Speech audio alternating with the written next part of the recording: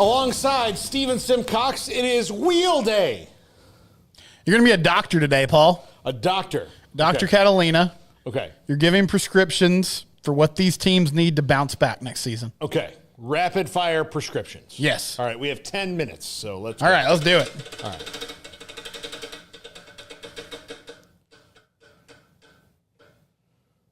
Ole Miss. Ole Miss. I'm going to prescribe some awareness of knowing that, like, you can lose 3 games in the SEC, but one of those can't be to a 4-8 team. If you have that, if you understand that, like, we can't lose to Kentucky, right? Like, you can lose to Bama, you can lose to South Carolina next year, you can lose to LSU. That's fine. Don't lose to Kentucky. Don't lose to Kentucky, because when you start measuring yourself against other 3-loss teams, like even Clemson, who got in because of the ACC, winning the ACC, you like run into the wall of like, well, Clemson didn't lose to Kentucky. Like, they didn't do that. So, yeah. All right.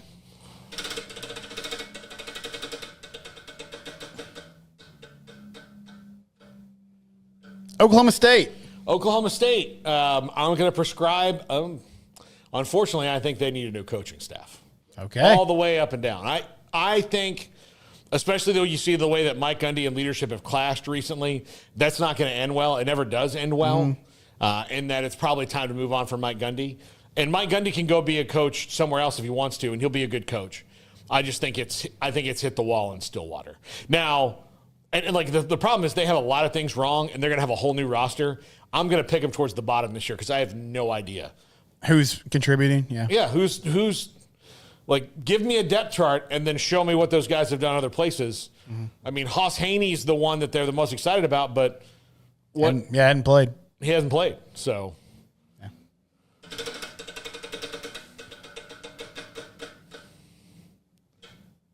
Arizona,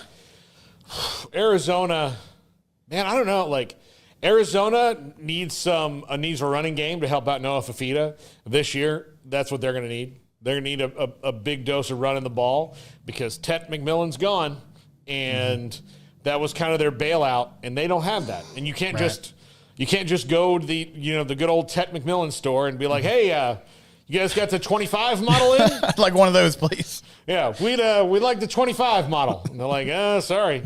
25 models off to the NFL, so you can't have that one. You can't, just not how it's going to work. Yep.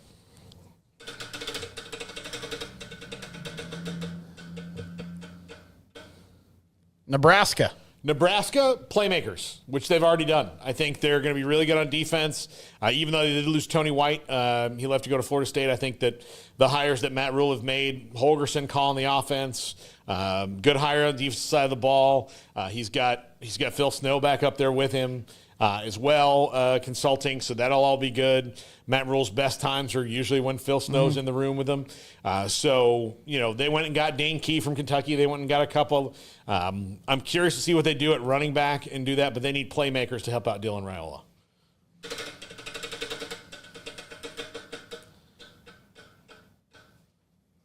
Kansas State.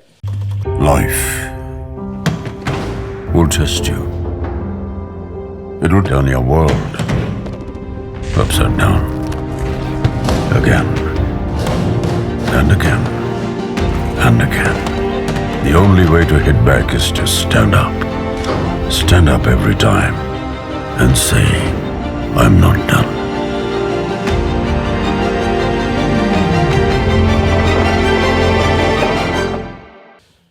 Kansas State, the quarterback coach for Avery Johnson. Like an off-season quarterback, like just teach him to be more of a quarterback, and I think he'll be fine. They don't they've got like a 24-hour bug, in my opinion. Their arrow is still pointed very much up, but last year there were times where they looked like they were a team that was playing with a guy who was starting for the first time. Right.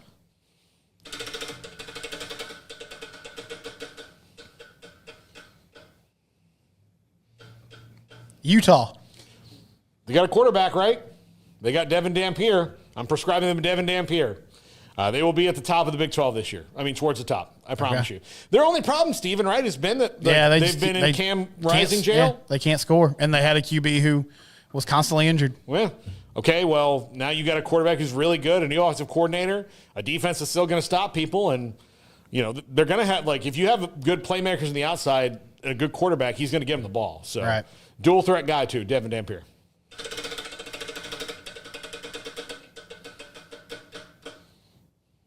Auburn.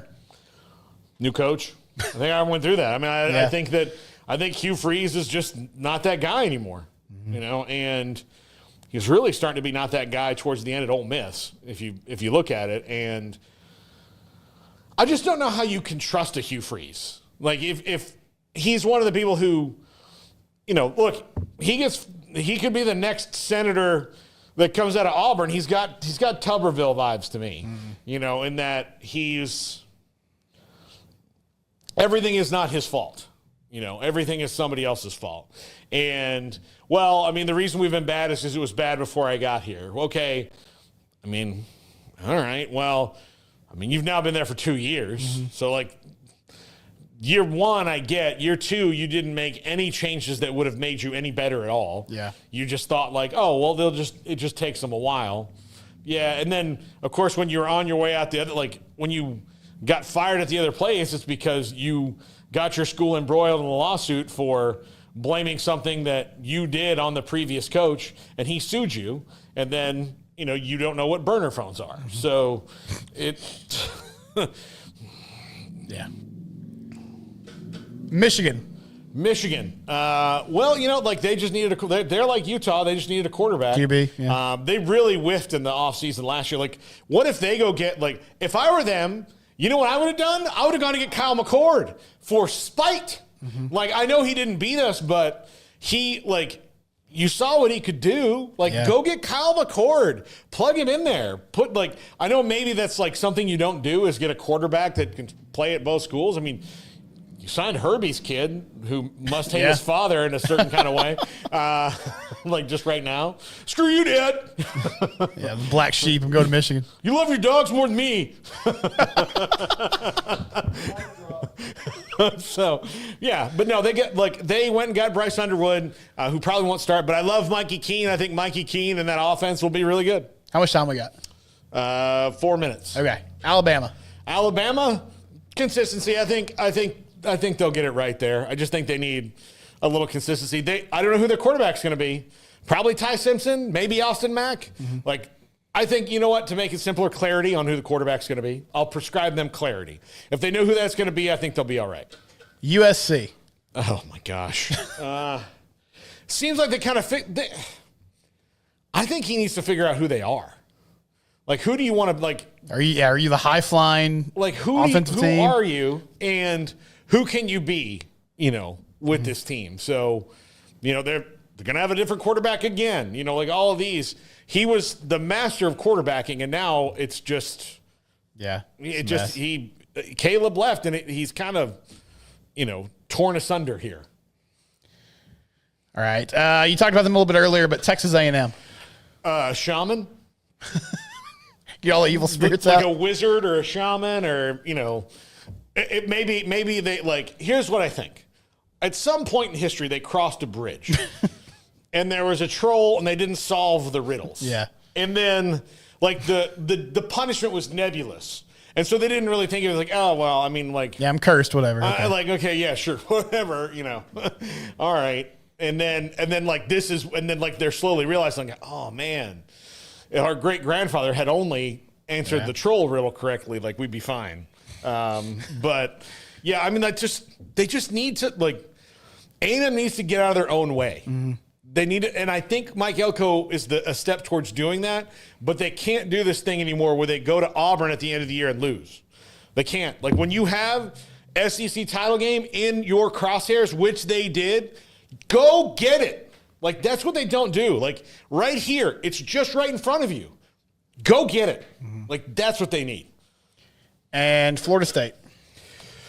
I actually like what they did. I mean, there are probably about 7 guys I would have picked before Gus as the offensive coordinator, just because I wanted to see something completely different than what they've been doing. But Mike Norvell has been a really good play caller. He just probably doesn't need to be that right now. And so Gus can come in and do that, and they can Gus can teach him how to do some of these things. Yeah.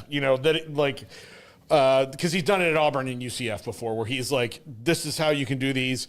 Gus can call the plays. They've got a better offensive. But the biggest thing I'll tell them is they need offensive linemen. It's been a problem for a long time. A long time. Since the late Jimbo era. It's been a problem. They, with Bobby Bowden, he would just stroll into a place and be like, you, and you. And they'd be like, all right, see you in Tallahassee in June. And that was that. Now it's just been, they have not had coaches that can identify talent. That's why Herb Hand's a big deal. Every single, Alex Atkins did an okay job, but ultimately, I'll crap over DJU all day and how bad he was. But he was the second biggest problem. The biggest problem was, of the 5 offensive linemen, 0 of them were good. And of the 5 offensive line behind them, 0 of them were good. They were 0 deep on the line. And that is how you lose. You go from 13-0 to 2-10.